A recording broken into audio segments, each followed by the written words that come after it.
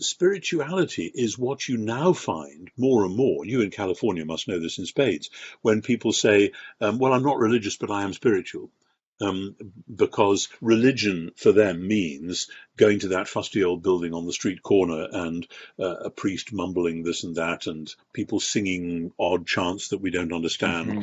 And we don't do that. But I'm a deeply spiritual person, because I love poetry or I love art or whatever, and I can feel these many dimensions.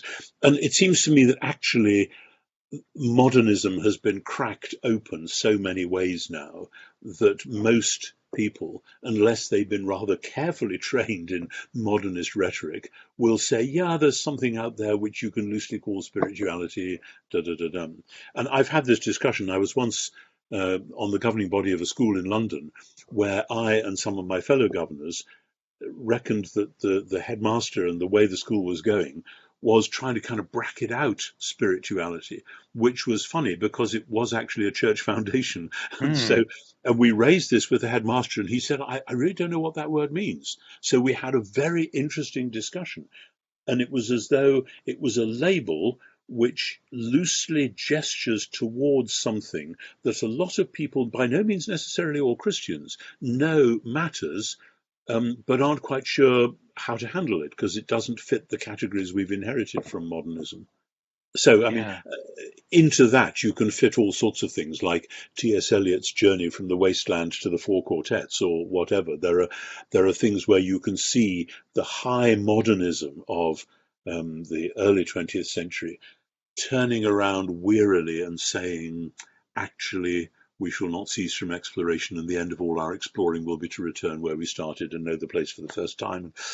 Oh wow, we've come home. There is, but what is this home to which we've come? So, looking at John in the light of that, I found really exciting because John is pervaded by this sense of multidimensional reality. As you see these conversations of spirituality or people that wanting to be spiritual or call themselves spiritual, obviously you're pointing to like this is a broken signpost, like this is a Yeah, fractured yeah, view of sure. spirituality because spirituality truly is in Christ. But does that give you like a hope, like oh, like they see it, like it's there? Well, up to a point, it's one of those questions whether the glass is half full or half empty. Um, I have many friends on different points of the spectrum here, and one of them the other day was telling me that she was reading um, a book on the Gnostic Gospels, which was very buzzy in America in the 70s and 80s and 90s. I thought it had rather gone out of fashion now, but maybe some people are still working with that. And so I rather cheekily pointed out to her that Harold Bloom says that Gnosticism is the default religion of Americans. I think I say that in the book. Um, and Gnosticism, if you're a materialist who thinks there is nothing other than what you can put in a bank balance or a test tube or whatever, then suddenly to discover that maybe there are other dimensions and sparks of light and so on, wow, that might well be a step in the right direction. But if you're a Christian, and then you're told, well, actually, it isn't about Jesus rescuing you from your sin and giving you a new resurrection body. It's about escaping from this material world and the true spark of life which is within you. That's very flattering. Wow, I have a spark of life within me. And that plays into the big cultural dynamic of, quote, finding out who I really am, which is one of the great cultural imperatives in late modernity or post-modernity. And then it can just get stuck and become narcissistic.